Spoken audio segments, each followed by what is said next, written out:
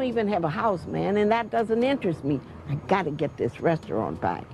After evacuating to Birmingham and then to Baton Rouge in the aftermath of Hurricane Katrina, Leah Chase returned to New Orleans to find her restaurant, Dookie Chase's, flooded and looted.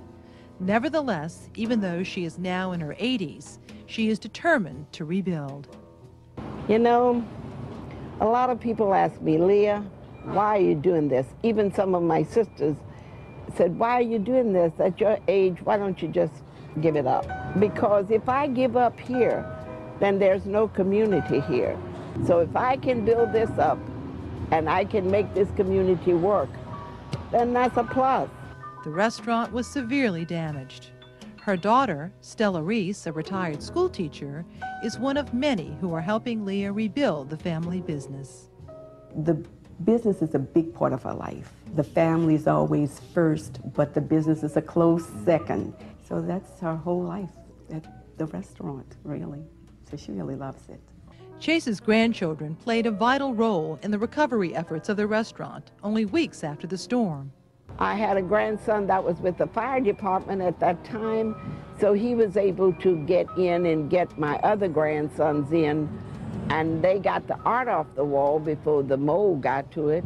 An avid art collector, Chase is an honorary board member of the New Orleans Museum of Art and works closely with the director of the museum on community projects. She's been an inspiration to the museum, both to the board and the staff, in opening up the museum, both its collections and its exhibition programs, but also the board and the staff itself to make us more inclusive, to broaden our appeal to everyone who lives here in New Orleans. Leah Chase has been very supportive of Black Louisiana-born artists, helping them obtain exhibitions and grants. She also displayed many of her acquisitions in her restaurant. She's one of my heroes or heroines, I guess. She's a wonderful role model, not just for the Black community, but for everyone who lives in New Orleans, about how important the arts can be in your life. You don't have to be born to appreciate art. You know, it doesn't have to be part of your childhood experience. It's something you can come to late in life, but it can have great meaning and enrich your life even at a later age. But she wants to share that with people of all ages, of all types. In spite of the challenges that lie ahead, Mrs. Chase remains optimistic. And I'm not going to be too choosy. You know, I always like fancy things. Always had this champagne taste with a beer pocketbook. So I'll be happy with anything. Just let me get going. Let me get back in that kitchen. That's where I work better. That's my life. The kitchen is my life. Chase wants to do more than just rebuild the restaurant. She wants to give back to the community that has supported her.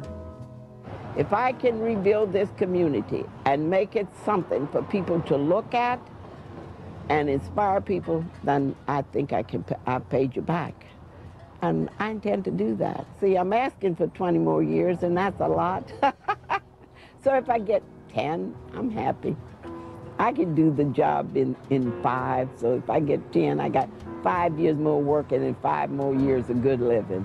In addition to the renovation of the restaurant, Chase is planning another big change.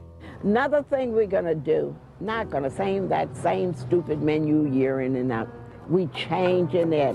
Every 2 weeks you'll see something new. So you'll be able to come back. Let's see what they have new today, you know. Might be greens cooked 10 different ways, but it'll be something new every day.